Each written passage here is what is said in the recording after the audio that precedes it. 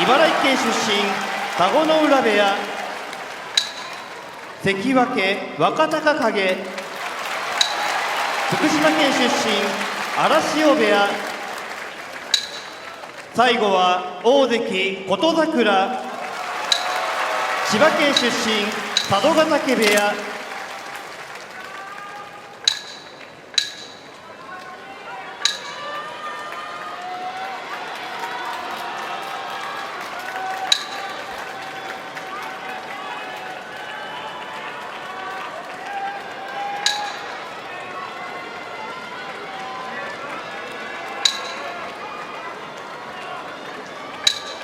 の獅子、今場所は前に出てまわしを取るという相撲が出てきています。どんどん自力ついてますよね。本当にしぶとい相撲を取りますよね。ですね。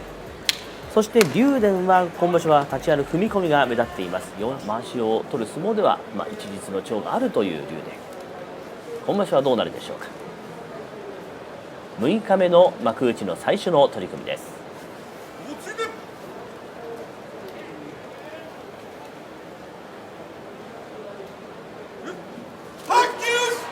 左から抱えた右が入った竜電です。抱えて出ていく獅子、寄り切りました。決め出しという感じでしょうか。力強さがありましたね。意外でしたね。そうですね。寄り切ってこれ右入りました。左抱えて右は右もこうもろ差しではないですけど、右四つでこう。場内も静かに拍手が沸くという、ちょっと竜電もびっくりした。先ほどインタビューで回答がありました。ここまで5連勝です。5連勝はもちろん十両の優勝争いの単独トップに立っている三田です。近畿大学の出身、うちのね大岡龍っていうこと、同級生で、そうなんですか。こっちの三田は出世してますけどね、大岡龍も頑張ってます。そうですね、負けずに頑張ってほしいですね。先に手をついている三田、さあ突っ張ります。突っ張り上がった、引いた湘南の海、そこを出ていきます。落ち着いていました三田です。湘南の海が引きに来るのは計算に入っていた感じ、三田が勝ちました。もう立ち合いの当たりから三田が攻めていきます。そうですね。ここで湘南の海もできればよかったんですけれども、引いてしまいましたね。安易にねやっぱり勝ちに行くっていうのが癖というか簡単に勝つ方法でもあるんですけれど、たまに決まる時もあるんですよね。決まってしまうんで、やっぱりやってしまうっていうかね、働いてきますからね。その苦しい中での調整をしてきています。さあその明生が見つめるすぐ近くで仕切りを繰り返しているのが佐田の海38歳です。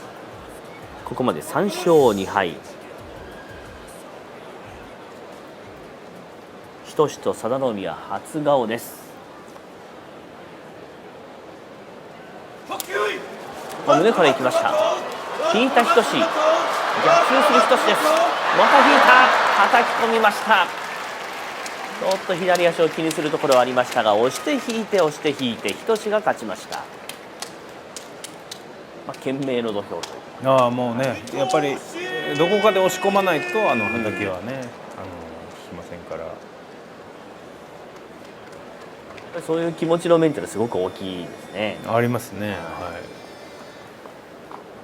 一旦佐田の海が出ていきました。ここで引いてバランスを崩した佐田の海、逆襲しました日翔志です。相手もねやりにくいんですよね、怪我してる人。まともな相撲ですよね。本当ですね。成功でもう変化とかあんまりないですよね。そういった意味では錦木も変化がありませんから、そうですね。思い切ってぶつかっていけるっていうのはありますよね。立ち合いの火花の出るような5連敗の錦木、そして朝紅龍も1勝4敗です。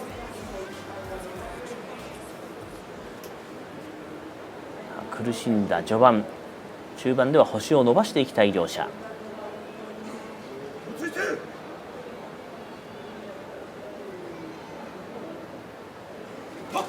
鋭い当たりの朝紅龍、左が入りました。抱える錦木、動きが止まります。朝紅龍が攻める、足を払った。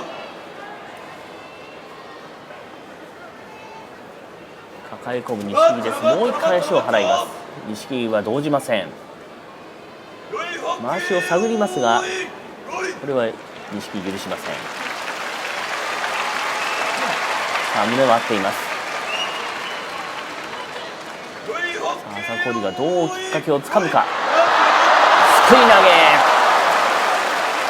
朝紅龍勝ちました。錦木は元気なく6連敗です。ちょっと朝紅龍も力任せではあったんですが、いやでも、調子悪いんでしょうね、錦木が。まあ普通はあそこで体を預けて、錦木抱えるともうそのまま強引にねこう根こそぎ持ってく、小手投げもあるし、相撲なんです出てくる相撲もありますけどね、今日は本当動けないですもんね。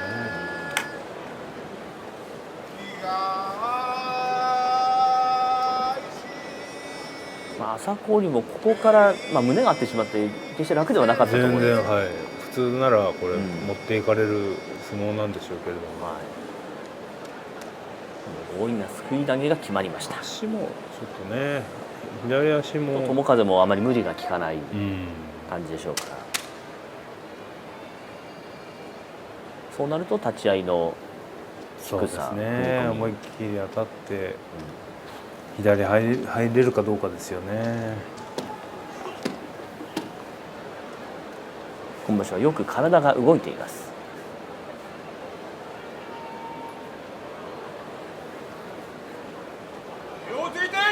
さあ、明生は星を五分に戻せるか。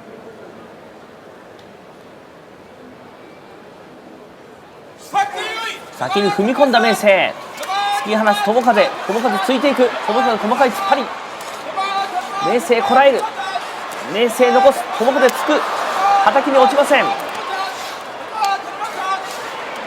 明生がじわじわ前に出る、友風もつく、睨み合いになった、手を伸ばす、手繰る、張り手も交えて、さあ激しい相撲だ、突き上げの明生、明生こそはたき込み、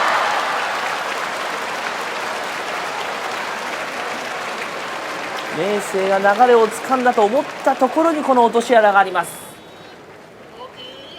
しかし友風も今日は簡単にはたくんではなく、かなり頑張って突っ張ってそうですね、からのはたきでし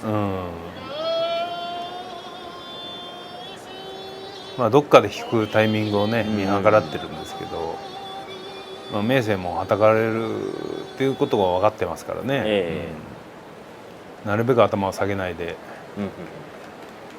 頭を下げるとやられてしまうんですね。そうですね。かなり激しい相撲にこんなになりました。張られたりしたらもう本当次の場所しか踏ん張りが効かないんでしょうね、明生。その腰の押せないんですよ、もうやっぱりちょっとね、腰ももう押しなんですが、獅司が踏み込んでまわしを取るという形になりました。そして時疾風です。ここまで2勝3敗できています。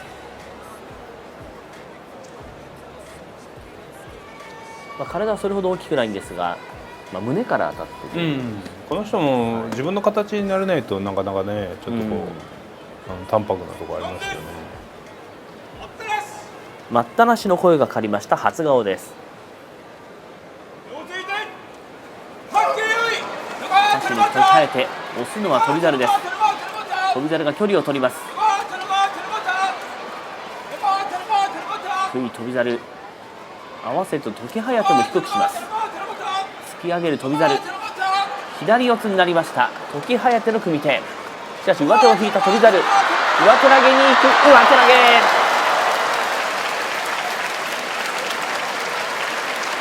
ここは反応が良かった翔猿、上手投げで星を4勝目としました。アダッキュですか。アダッ球して靭帯も痛めてという、なかなかの重傷ですね。そこからまた鍛えなきゃいけないわけですからね。そうですね、痛めたら筋肉もだいぶ落ちますからね。まあ、この上手投げも打てるんですから、はい、まあ、だいぶ回復はしてるんでしょうけれども。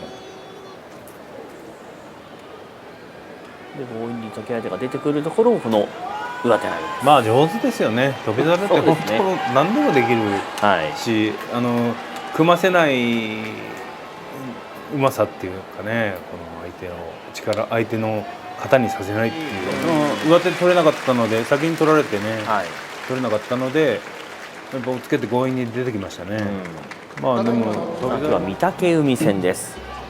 まあ三役同士で何度も対戦があったこの両者です。大栄翔が15勝、御嶽海16勝、全くの五分です。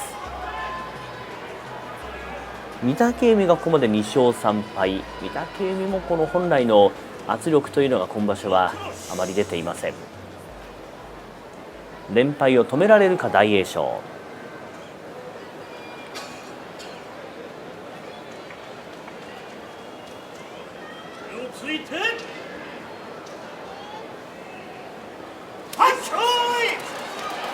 さあ突っ張っていく、細かくつく大栄翔だ。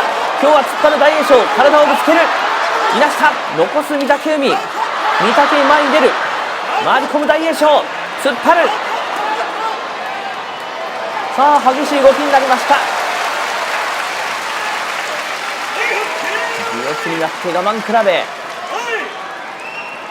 相手の肩口を抑える御嶽海、その手を下からあてがっています大栄翔です。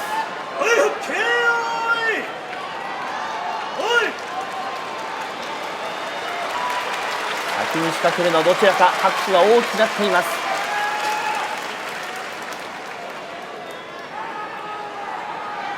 突っ張りに行く大栄翔、御嶽海も喉まで応戦、出る御嶽海、御嶽海出る、これも残す。またも大歓声が上がります。両者明らかに息が上がっていますが、しかし我慢比べ。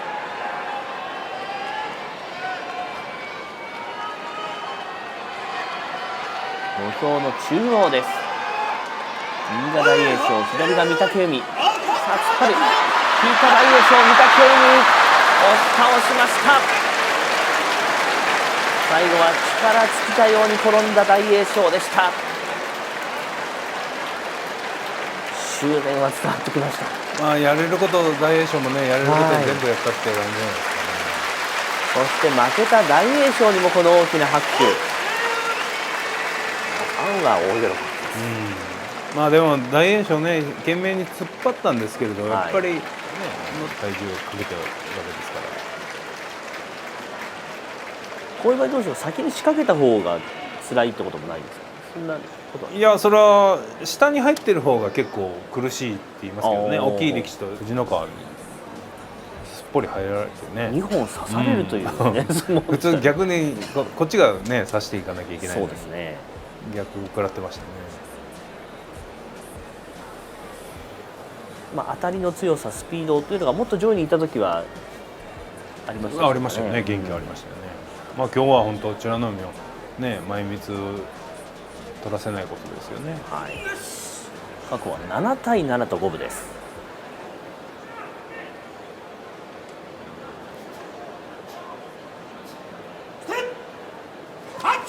左の前みつ引いた美ノ海、しかしこれ切った翠富士です。押していく、突っ張る、引いた翠富士、そこを出て体を預けました。寄り倒しました美ノ海です。もう終始美ノ海ペース、勢いがありました。はい、左前みつの取り方、寄り倒して美ノ海の勝ち。真似する人がねいてもいいと思いますけどね。その時お手本のようにこう、はい、もう踏み込んでね、あれ豊昇龍にもやってほしいんですけどね。ああいう感じで何回か行ったことあるんですけどね、ああいうふうに取るんだよって言って、左のこう前みつって言いますとやっぱり千代の富士、はいはい重い感じ、うまいですよね、うんこの取り方っていうか、はい、この人の前みつの取り方と相撲が取れるので、うんそういう点では器用ですよね、まあ、藤の川は、まあ、正代に刺されてしまうともう体が浮いてしまいますので、本当に。刺されずにいかに中に入っていけるか。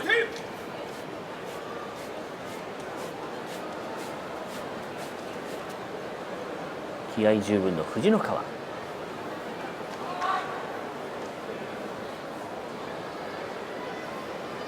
正代の動きを待ちます。もう両手をつきました藤の川です。正代が右をねじ込むか。来ました。引き落とし正代の勝ち。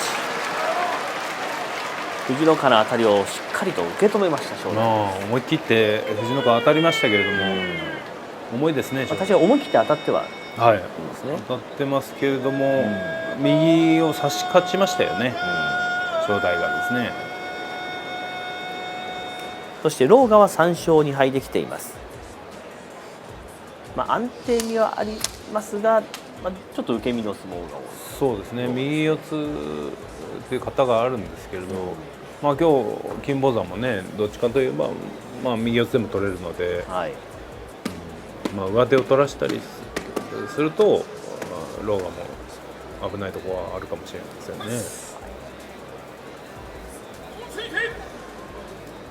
過去は3対3です。今日は金峰山突っ張っていきます。捉えました狼雅、上手を引きました右四つです。狼雅十分。振り回す。上手投げ。狼雅にはこの投げがあります。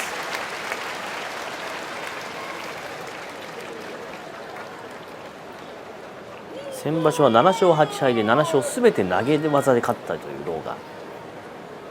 今場所もこれが投げ技での2勝。金峰山ついていきました。まあ、右四つになりますとね、ついていってここで突き切れればいいんですけども、やっぱりこの右四つ左上手でも取れるっていう意識があって金峰山ですね、取りに行きましたけれども、やっぱり右四ついつものルーティンを繰り返す宇良。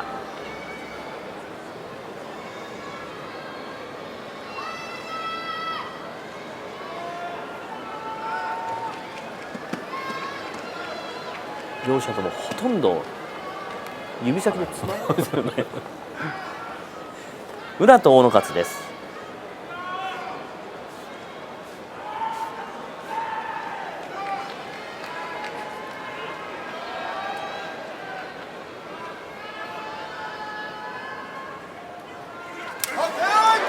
宇良が低い、ついていく大野勝、引っ張り込みに行く、はず押しだ。抱えて回しを狙いに行く、すっくい投げ。宇良勝ちました。先に動いていった宇良、最後はすくい投げを決めていく。低くいった宇良、大野勝もついて応戦します。しかしはず押し。行ってみます？はい、そうですね、タッチペンでぜひよろしくお願いします。では、これは調子いいですね。うまいですよね。あるんでしょうけど、このテーピング、右の太ももの上部にテーピングがあって、両膝にテーピングがあります。右の太ももの、でも隆の勝も久しぶりに動きはいいですよね。そうですね、前の圧力が、肩はね、もともと右差してとかのど輪とかね、ありますけれども、3日目から3連勝中、隆の勝です。さあ、頭からいった、いなした隆の勝、突き倒しました。反応もよく、そして力もある隆の勝。調子が上がっている。成績を残す人ですから、早く上に上がってね、また戻って頑張ってほしいですよね。ちょっと頭痛かったんですけどね顔をしかめるような仕草がありますが、叩き込みが得意という話ありましたが、全168勝中53勝が叩き込みですよね。3分の1が叩き込みはい、まあまあその人のね相撲なんですけれどね、はい、それはまあ一概には言いませんけども、そのなんか頭を押さえるようなこのレスリングっぽい叩きなんですよね。はいはい、ただ今日は一山本ですから、頭を押さえるというにはちょっと背が高すぎます。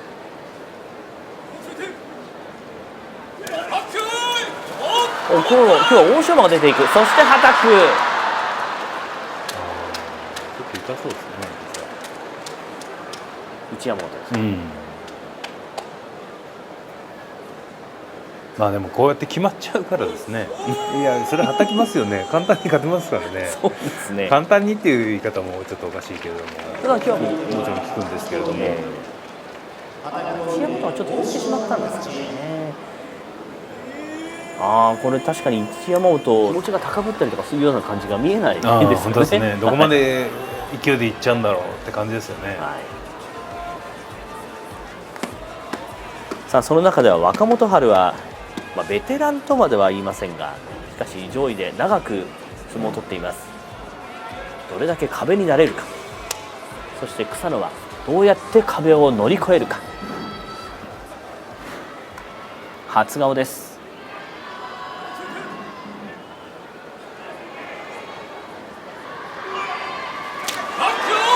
左からのつけ、左差し勝って左四つだ、右の技を引いた、寄り倒し若元春、貫禄勝ちです。差し勝ちましたよね、はい、若元春が。いや今日も若元春の素晴らしい相撲と言えるんじゃないですかね。さすが三役のね、壁というかこういうところを見せてくれましたね。はい、さあ若元春がこれで5勝1敗としています。草野を退けました。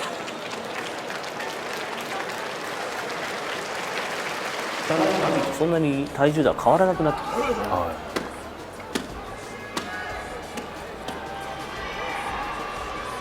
もともとこう、うまさがあるですね。左四つの方もあるし、これが3回目の対戦となります。過去は2度とも伯桜鵬が押し出して勝っています。連敗を止められるか阿炎。一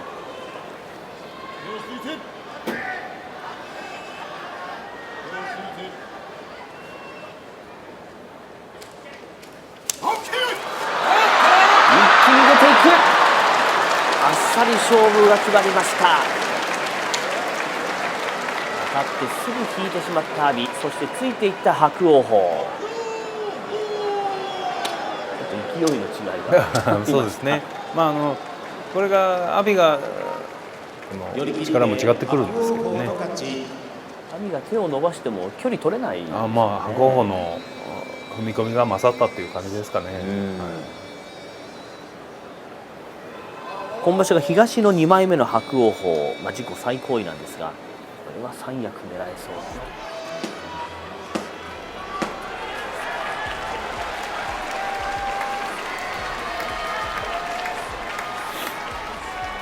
集中します青錦です。青錦もそんなに巻かないですね。ちょろっとした感じですね。これ師匠からの教えとかじゃないんですか？いや全然そういうのはないと思いますよ。さあ軍配返ります。突っ張る高安、細かく突っ張る、起こしに行く高安、我慢する青錦、我慢する高安、突っ張る、引いた、出た青錦、我慢勝ちです。さすがにちょっと好調させている青錦。いや高安も考えて突っ張りましたこれもできることをやっただけっていう感じですよね、高安がね。ちょっとこう投げに行っても踏ん張りがそうなるとこう見た目の派手さほど決まってない、このタイミングでどこか回しを、上手を引きたいとかね、下手を取りたいっていうこでねもう足が踏ん張れないので投げも効きませんよね。10番以上勝ってほしい若隆景です。今日は推しの豪ノ山、過去3回対戦ありまして全て若隆景が勝っています。豪ノ山もちょっと空回りしてる感じですよね。スピードはあるんですけど、ありますね。推しの威力もありますよ。今場所は確かに空回りという、そういう相撲が目立っています。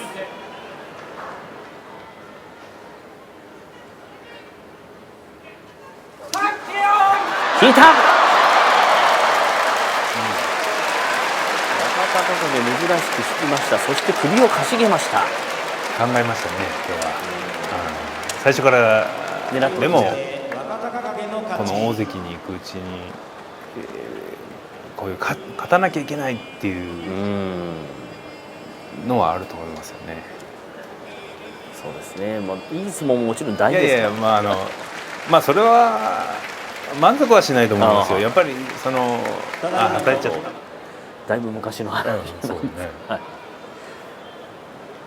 貴ノ里引退相撲に見に行った時にそれがあったような気がしたんですが、だいぶ昔の話です。巡業でそんなもんやっても面白いかもしれないですね。また久しぶりにね。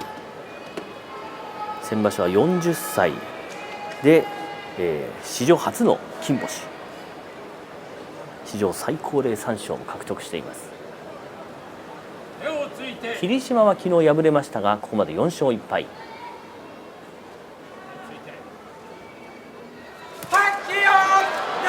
突っ張る玉鷲、霧島が前に出ています。引いた、そこを出ていく、引いてしまった霧島です。玉鷲が勝ってこの大歓声、もう玉鷲の凄さはファンもよく分かっています。左手一発で押し出しちゃったっていう感じ。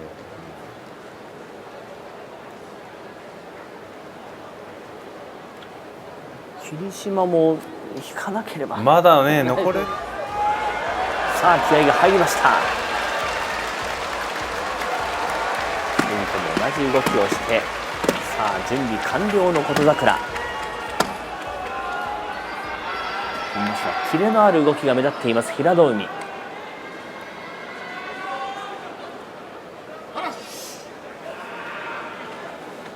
あ大関琴櫻どんな相撲を見せるのか。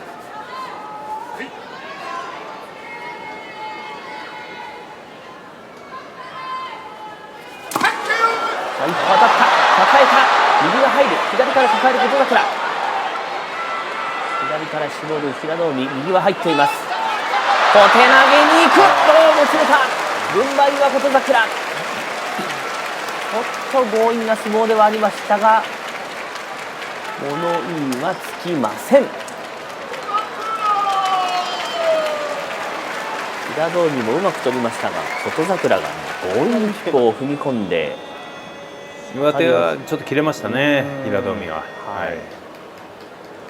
あれを引いてれば違ったんですよね。そうですね、違いますね。寄っていけるんですけど、はい、ちょっとここは取るまで我慢してたんですけど、方向はうまいんですよこの辺がね。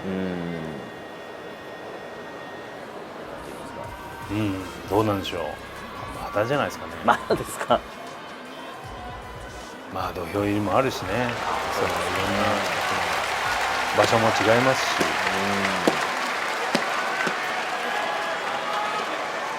小皿になるということはその周りのこう人の、付き合い方も変わってくるでしょうし。変わりますよね。看板の中の看板ですから、本当ですね。協会を背負っているという立場です。やりたいこともねできなくなるでしょうしそうですね、目立ちますからね。自分の時間もなくなってくるでしょうし、その中でいかに自分のなんでしょう精神状態を冷静に保っておくかという、そして稽古もしっかり詰めるかといういろんな難しさがある立場です。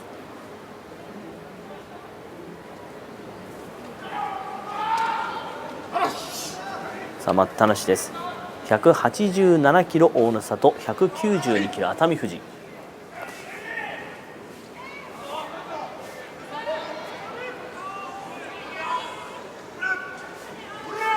が静まるのを待ちます。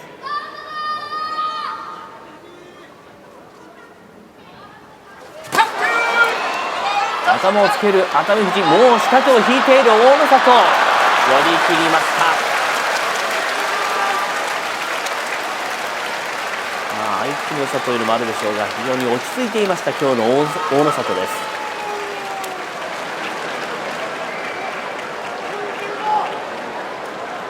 そして両手で懸賞を持っていきます。そうですね。もう熱海富士の体が浮いちゃってるんですね。そうですね。だから押っつけて、本当はね、取れたらよかったんでしょうけども。押っつけて相手の差し手を殺してからの上手っていう。そうですね。もしくはもろ差しを狙うとかね。こっちが欲しかった。そうですね。大野里5勝1敗、明日豪ノ山。強くなる人はやっぱりそうやって研究するっていう時間がすごく大事ですよね。そうですね。俺は足りなかったね。そうなんですか。ご自身の映像とか全然見なかった。その頃はそんなに見なかったですよね。今ほど簡単にこう再生できたんで。そうなんですよ。さあ、そうした研究もあって立ち直ってきての5連勝としました豊昇龍、どこまで星を伸ばすことができるでしょうか。同期ライバル対決です。王鵬も一層気合が入ります。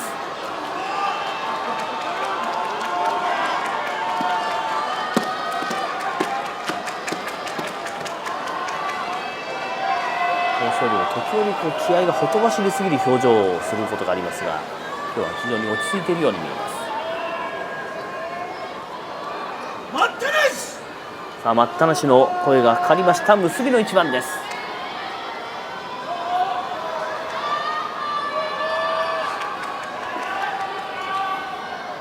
一旦後ろに下がってもう一度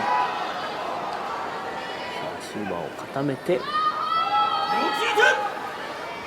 さあ立ち合いです。王鵬の手が伸ばせない。2本入った。完勝。いや、いいですね。ほっと一息。いや、王鵬悔しそう。俺も一息、ほっと一息です。目の前でね、見るのはテレビの前で見るのは厳しいものがあるんですけど。ただ完勝ですよ。いや、昨日、おととい苦手に勝ったっていうのがね、やっぱりもう今日勝ったら乗ってくるかなと思ってたんですけど、なかなか落ち着いていい相撲ですね。伸ばせなかった。今度ちょっとこう引いてくるのかなと思いましたけど、豊昇龍もこう右手がよく入りましたね。もう引く前に2本入りましたね。やってみます？はい。ではタッチペン解説お願いします。